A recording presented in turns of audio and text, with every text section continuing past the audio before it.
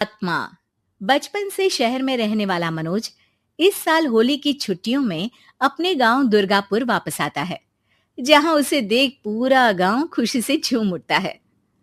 जब गया था तब इतना सा था और अब देखो कितना बड़ा हो गया है। हाँ सरपंच जी, जब मैं गया था तब आप भी बहुत जवान थे और अब देखो कितने बूढ़े हो गए हैं आप। चलो चलो, बढ़िया है। बच्चा घर वापस आ गया। इसी खुशी में आज रात पार्टी होगी। क्या बात है, गांव में भी पार्टियां होने लगी। वैसे अगर पार्टी की बात है तो आज क्यों सीधा होली पार्टी करते हैं। होली पार्टी की बात सुन चहल पहल में अचानक सन्नाटा छा जाता है, जिसे देख मनोज को कुछ अजीब लगता है, लेकिन तभी सरपंच बात पलट देता है। अब बहुत देर हो गई, चलो सब अपने घर चलो, पार्टी के बारे में कल सोचेंगे। मनोज भी मम्मी पापा के साथ घर आ जाता है, पर होली पार्टी और उस पर पूरे गांव की खामोशी वाली बात अभी तक उसके जहन से निकलती नहीं। पापा, होली पार्टी की बात पर सब चुप क्यों हो गए थे? अरे होगी उनकी कोई अपनी बात। मुझे गांव की पंचायत ही थोड़ी पता है। थक गया हूँ, चलो सो जाते हैं, कल बात करते हैं। पापा की बात मानते हुए मनोज भी सोने चला जाता है। आज तो छुपा लिया, लेकिन हफ्ते बाद जब होली का दिन आएगा तब इसे कैसे रोकोगे? अगली सुबह सूरज के साथ ही मनोज भी गांव घूमने निकल जाता है, जिस पर रास्ते में उसे अपनी ही उम्र के कुछ लड़के भी मिलते हैं, जिनसे दोस्ती कर अब वो उनके साथ घूमने लगता है। इसी तरह कुछ दिन बीत जाते हैं और होली नजदीक आने लगती है। दोस्तों, होली में 4 दिन ही बचे हैं, पर गांव में उसकी कोई तैयारियां क्यों नहीं दिख रही? क्योंकि यहाँ होली नहीं मनाई जाती। अरे पर ऐसा क्यों? वो राजा भूषण।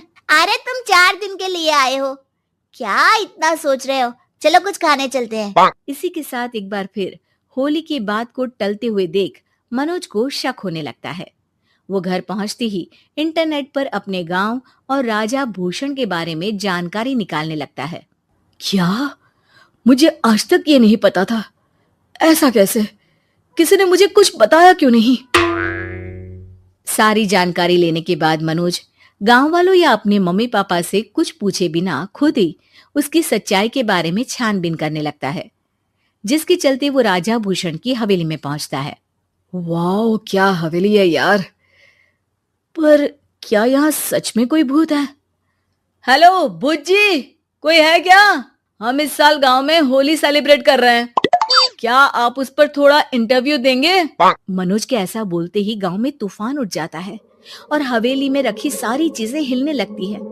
एक अदृश्य शक्ति मनोज को धक्का देकर हवेली से बाहर निकाल दरवाजा बंद कर लेती है। ये सब देख मनोज हैरान रह जाता है।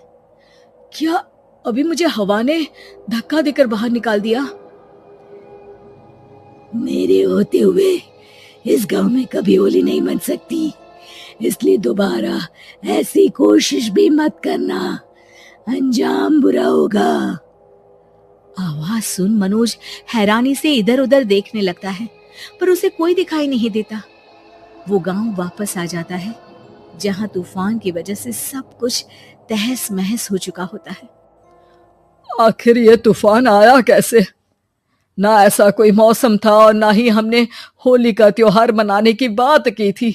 सरपंच की बात पर कोई रिएक्शन दिए बिना मनोज चुपचाप अपने घर चला जाता है। इस तरह देखते ही देखते होली का दिन भी आ जाता है और मनोज रंग लेकर गांव में निकल जाता है, लेकिन गांव पूरी तरह खाली होता है। अरे त्योहार का दिन है, धूमधाम की जगह मातम क्यों मनाया हुआ है? मनोज की आवाज सुन सब अपने घर की खिड़कियां खोल के घर के अंदर से ही उसे वापस जाने के लिए कहने लगते हैं, पर वो किसी की नहीं सुनता। तुझे पहले भी समझाया था, अगर होली खेलने की कोशिश भी की तो अच्छा नहीं होगा। अरे बात मान लो बेटा, तुम्हें सच नहीं पता। मुझे सब पता है। सालों पहले इस राजा ने एक अंधविश्वास फैलाया और आप लोग आज तक उसे मानते आ रहे हो। अरे बेटा, जब तुम पैदा भी नहीं हुए थे उससे भी बहुत पहले से इस गांव पर होली का श्राप है। अगर गांव में होली का त्योहार मनाया जाता है तो प्रलय आना पक्की बात होती है। राजा भूषण इस सब में नहीं मानते थे और त्योहार मनाने लगे, जिसके चलते होली वाले ही दिन पहले उनके बेटे की और फिर उनकी मृत्यु हो गई। तभी से गांव की रक्षा के लिए उनकी आत्मा उस हवेली में रह रही है। सबकी बातें सुन मनोज उलझन में पड़ जाता है। सोचना भी मत मनोज, अगर तुमने इस परंपरा को तोड़ने की कोशिश भी की तो उसका परिणाम इस गांव और गांव के लोगों के लिए अच्छा नहीं होगा। मुझे भी यकीन नहीं हो रहा कि आप लोग एक बेतुकी बात को मानकर सालों से रंगों के त्योहार को मातम की तरह मनाते आ रहे हो। मनोज किसी की कोई बात ना मानते हुए पूरे गांव में रंग बिखेर देता है, जिसके तुरंत बाद वहां तूफान के साथ बिजलियां गरजने लगती है। अचानक मौसम में ऐसा बदलाव देख जहां मनोज कंफ्यूजन में आ जाता है, वहीं गांव वाले डर से सहम जाते हैं।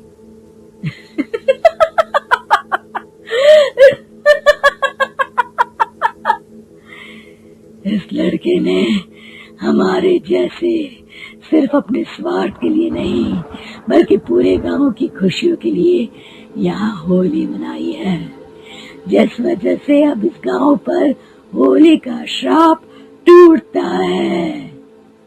ऐसा बोलकर राजा का भूत वहां से गायब हो जाता है, जिसके बाद गांव के लोग धूमधाम से होली मनाते हैं।